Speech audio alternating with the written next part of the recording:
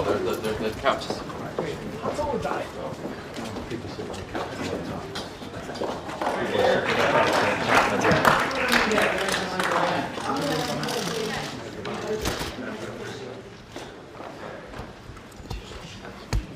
We appreciate President Trump having us into the Oval Office to talk about health care and the improvements that are being made. The President has worked and said, bring us your best ideas.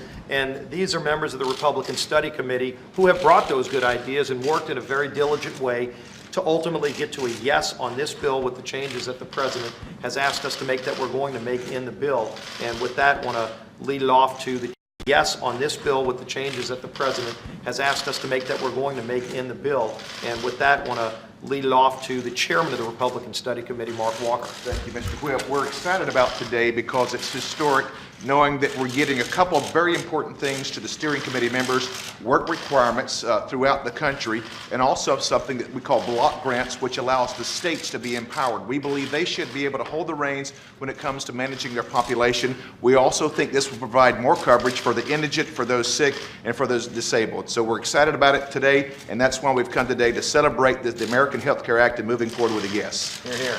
I just want to say that these are folks that were either a no or a maybe.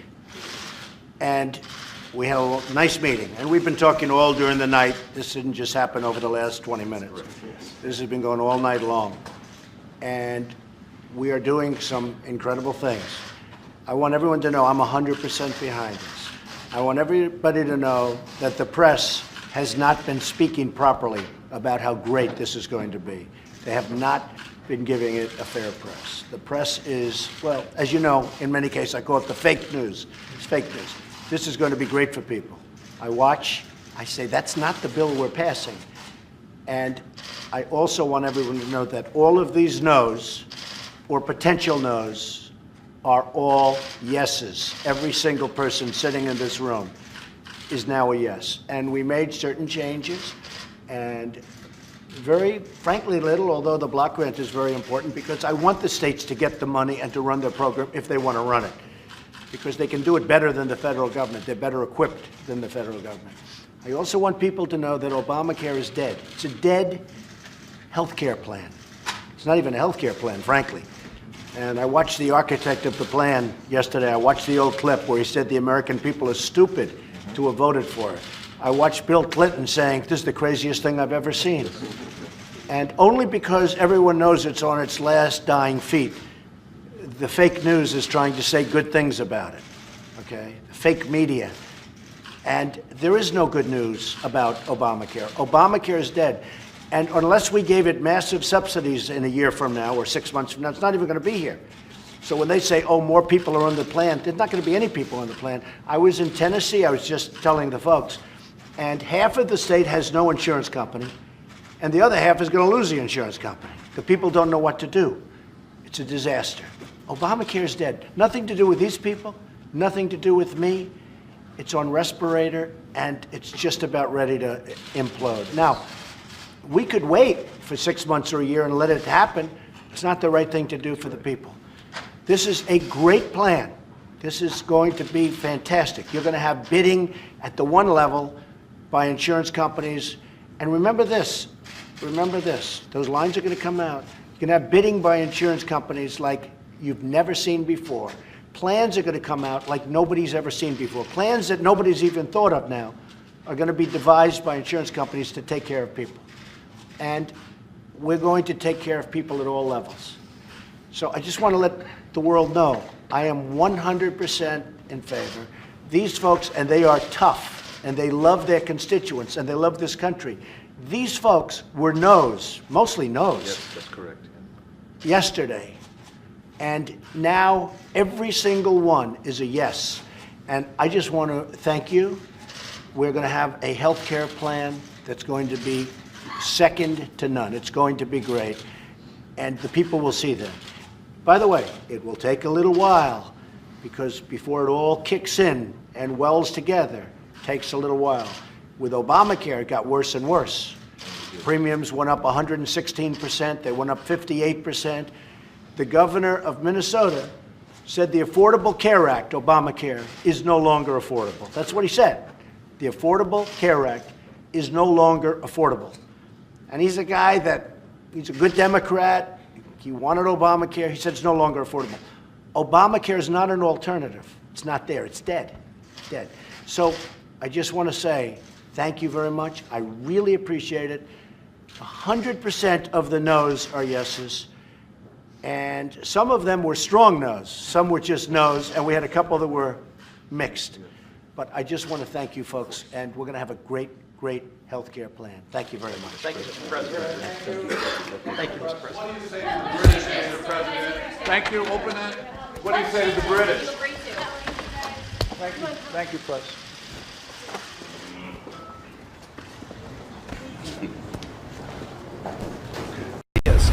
And the good news is, over that period, we've seen so many members of our Congress, of our conference, bring those good ideas, starting with the Republican Study Committee.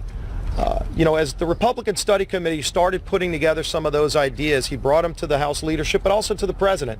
And what they found was a president willing and open to engaging in this process directly to get the best ideas pulled into this package that help us not only make it a better bill, make it a more conservative bill, but make it a bill that has a better chance to finally pass and get to the Senate. That's been his mission from the very beginning. And one of the things that President Trump said today, he asked every member with these changes to vote for the bill, and President Trump himself committed that he is all in, 100% in for this bill.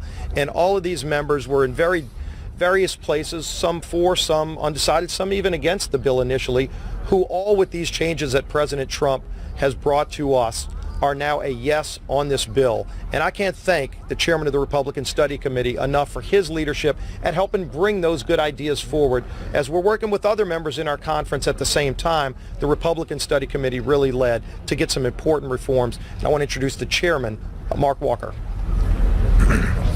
Thank you very much. We are excited to be here, obviously.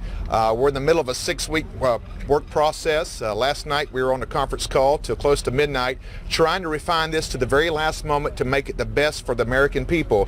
There are two components today that came out of this that we're excited about. That's why we're moving from undecided or no to a positive yes this morning. That is, number one, the work requirements. We think that's very important. As a person of faith, I think God creates every boy and girl, man and woman with unique skills and talents.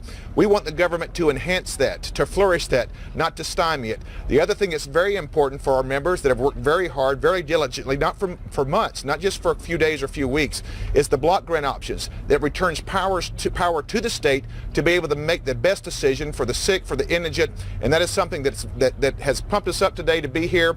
That's why we're a yes. That's why we're excited to be there. And with that, I would like to turn it over to one of our ladies here today who has been a champion for this for decades, Marsha Blackburn. We are so pleased to be here today and very appreciative of the Whip's leadership and of Chairman Walker's leadership as we have worked to bring the best ideas and to be helpful in this process as we repeal Obamacare and open up the health insurance marketplace. Block grants for states are vital. They're important. The states have told us they want the flexibility. They have the ability to deliver a better health care product and to do more with the money that they have for their constituents. And we're pleased to see the block grants make it into place. We're also pleased with the pro-life provisions that are in this legislation. And one of the leaders on getting those pro-life provisions in place is Mia Love of Utah. As you all know, I believe that, and we believe our job is first and foremost to protect life, liberty, and the pursuit of happiness. And to be able to take funding and put them into our communities, to empower women, to help out with health care and community care is incredibly important for all of us. I want you to know that every single person here was really concerned about the most vulnerable among us. The block grants to our states is incredibly important, and be able to care for those who really want health care insurance, who and provide that to them at the lowest price possible and give them the option to be able to be the managers of their own health care. this is what we were sent here to do. And I have to tell you how excited I am that we have been able to do what we were sent here to do. That is, get back the reins of policy and the power of the purse, and really create a program that's going to be beneficial for all Americans. So thank you so much. Be happy to take a few questions. Yes. What if the Senate changes this? Will you still support it when it comes back to the House and it doesn't look like what you think it's looking like right now? Well, the good news is we want to give the Senate that opportunity, and these actions today by President Trump, working with our members for weeks to get to this point, gives us the best chance to get the Senate that bill. And if they want to make additional changes, that's called the legislative process, and we would encourage their ideas. It comes back to you differently. We're just happy to get this bill passed through the House. That's what we're focused on, and the Senate can take care of their business. Yes. Yes, thanks, sir. As far as your constituents and other members of Congress who are saying this is Obamacare light, what's the executive order? What's the Can I address that? Yeah. Sure. You're looking at some of the top conservatives in the House. Don't take our word for it. Look at some of the scoring things. Gary Palmer, John Ratcliffe. We stand united today to move this forward for the American people, and we're very proud to do so. Yes. What about the Medicaid expansion sunset date? Did you talk about that with the president? Is he open to moving it back to maybe get even more conservative votes?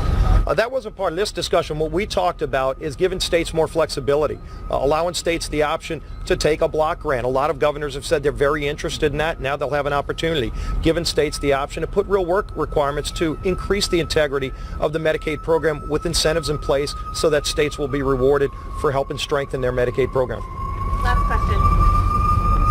Yes. What more changes to the bill? Do you want to see it scored again by CBO? Yes, we've been working with CBO on all of these changes, and there's other discussions, obviously, with other members of our conference that President Trump has engaged directly in. And so we're working to get the best bill possible brought forward to the House, and then ultimately pass that bill over to the Senate and fulfill the commitment we've been making for years that we're going to repeal and replace Obamacare to rescue the American people from the failures of Obamacare that we see playing out all across this country every day. We're not going to wait any longer. We're moving forward to get this done for families all across the country. Think about this. Think about this just for a second.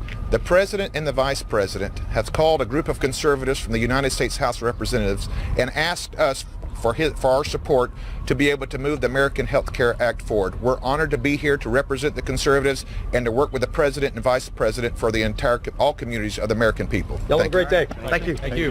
Great job. Good Great job. job.